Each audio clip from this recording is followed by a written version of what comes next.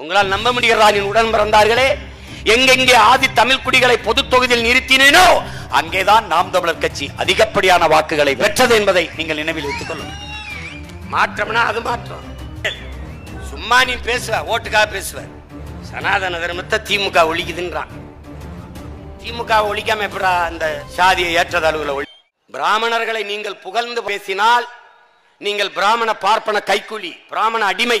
பிராமணர்கள் திராவிடர்களை புகழ்ந்து பேசினால் அது இனிக்கும், நாம பேசினா கசக்கும்.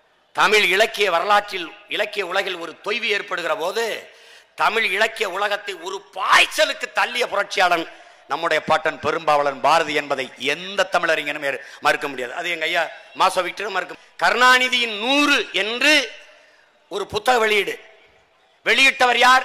அண்ணன் கமலஹாசன் அவர்கள். ஏற்புரை யார்? ஐயா ஸ்டாலின் அவர்கள்.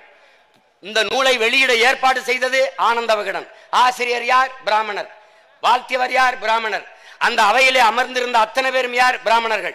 பிராமணர்கள் திராவிடர்களை பாராட்டினால் இனிக்கும், தமிழர்கள் ஆரியர்களை பிராமணரை செய்த பணியை அவர்கள் அதை செய்தால் பாராட்டினால் கசக்கும். எப்படி? இப்ப யார் ஆரிய அடிமை, யாரு பார்ப்பனர் அடிமை, யாரு பார்ப்பன கைக்கூலி? இப்ப வர்றியா தர்க்கத்துக்கு பேசுறியா? அது எப்படி? சூரிய நாராயண சாஸ்திரி என்கிற அந்த அவரை இவங்க என்ன பண்ணுவாங்க தெரியுமில்ல, அவர் பிராமணர், அவரை ஏற்கக்கூடாதுமா. பரிதிமார் கலைஞர் என்று தமிழ் பெயரை மாற்றிக்கொண்டார். அம்மையார் ஜெயலலிதா பிராமண பெண்.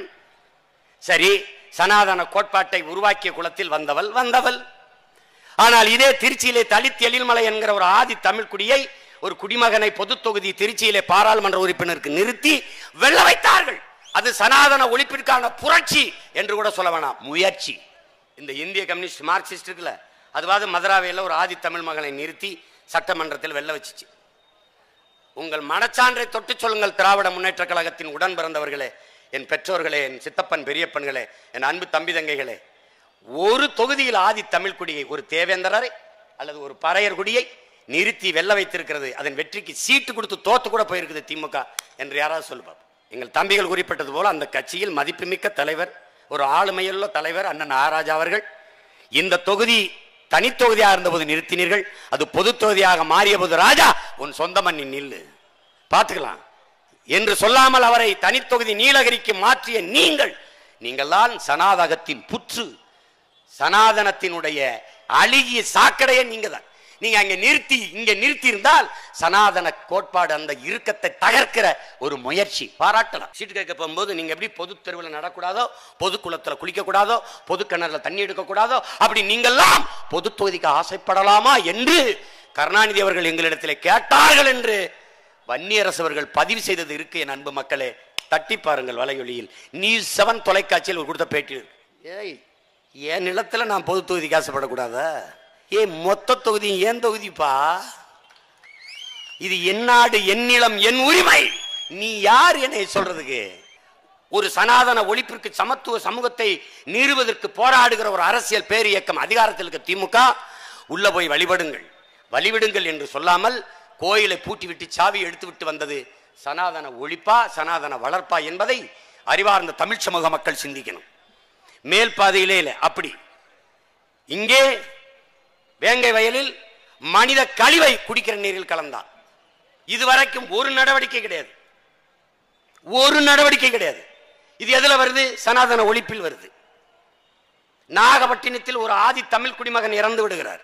அவருடைய உயிரற்ற உடலை தூக்கி சுமந்து செல்கிறார்கள். என் அன்பு மக்களே, உயர் சாதி இந்துக்கள், உயர் சாதி மக்கள், அவர்கள் இறந்த பிறகு அடக்கம் செய்கிற எரிக்கிற சுடுகாடு, அந்த சுடுகாட்டின் வழியே கடந்து போய் இவர்கள் சுடுகாடு இருக்கிறது. அந்த சுடுகாட்டின் வழியே ஒரு தாழ்த்தப்பட்ட பறையனுடைய உடலை எடுத்து செல்ல கூடாது என்று போராட்டம். ஒரு சுடுகாட்டின் வழியே ஒரு ஆதி தமிழ் மகனின் உடலை, உயிரற்ற உடலை சுமந்து செல்ல முடியாது என்கிற சாதிய இறுக்கம், சனாதன வர்ணாசிரம வெறுப்பு இது இருக்குது. மாவட்ட ஆட்சியர் கொடுக்கிறார், காவல்துறை கொடுக்கிறது, மக்கள் திரள் கொடுக்கிறார்கள். மாவட்ட ஆட்சியரும் காவல்துறை அதிகாரியும் நீங்கள் செல்லுங்கள், நாங்கள் பார்த்துக் கொள்கிறோம் என்று சொல்லவில்லை. என் அன்பு மக்களே, வேறு வழியில், மாற்று வழியில் செல்லுங்கள் என்று சொன்னார்கள்.